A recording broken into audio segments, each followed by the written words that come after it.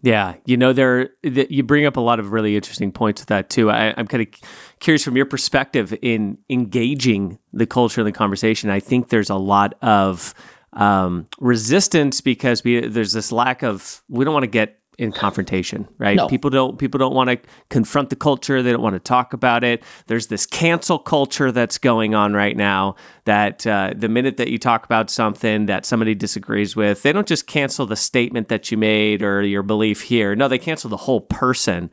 And so it's almost like this walking on eggshells mentality, which clearly you take a different approach to that.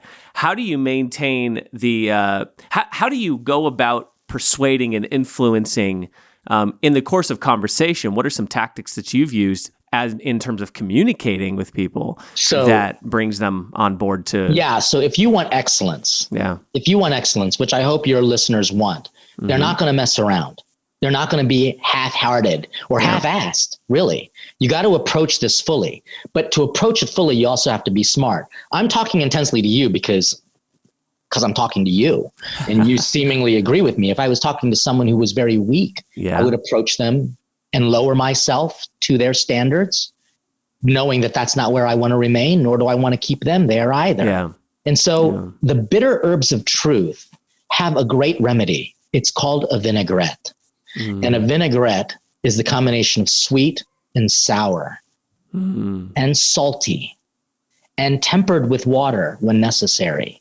It's a balance of flavors to help the bitters of arugula get digested. And so what we've got to do is learn, how do we plate grace in a way that is balanced? I mean, like if I was to give you a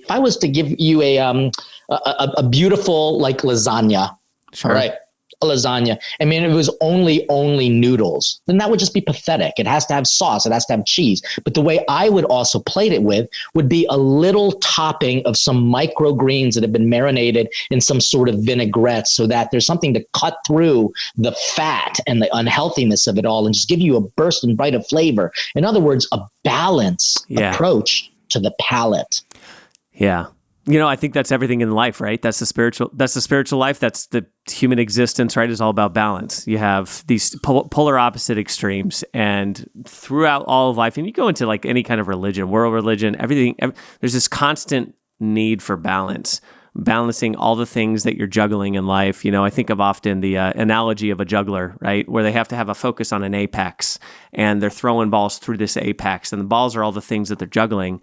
And if you don't have a focus on the apex, you're focused on any one individual thing, you can't juggle. You have a really hard time doing it. So I think balance, you're right. It's essential to kind of this human experience, and it's necessary for us to kind of bring that into the public sphere, but recognizing that there is this spiritual dynamic and the spiritual element that is at play here. And you mentioned something earlier, recognizing and calling out evil. Do you feel like there's a confusion on what evil is and is not, to the point where people rationalize what evil is and what it's not? This is the whole work of the evil one, is to create confusion about confusion. So the devil hates dogma. And that's why I'm glad the church has them still. And dogmas is just a word in Greek that means definition. Because we need to know what things mean.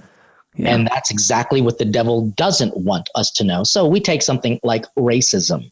I don't think people even know what that is anymore, because even if I have been called racist. Dude, I'm a freaking person of color and an immigrant. And I was called that by some white guy who thinks he's a professor of theology and philosophy just because he thinks that I don't like the candidate that he wants to vote for.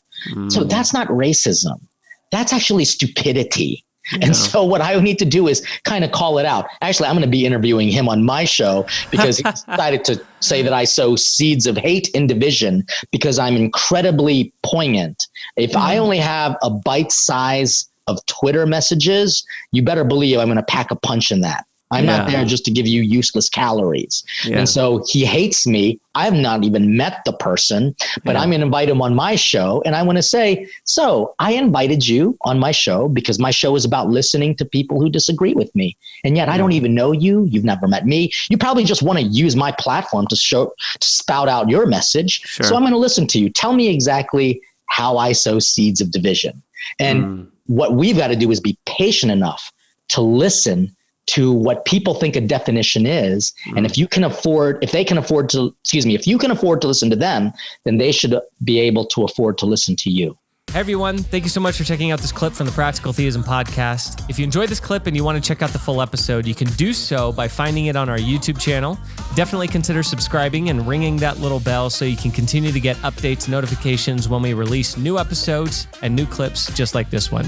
I hope to see you soon.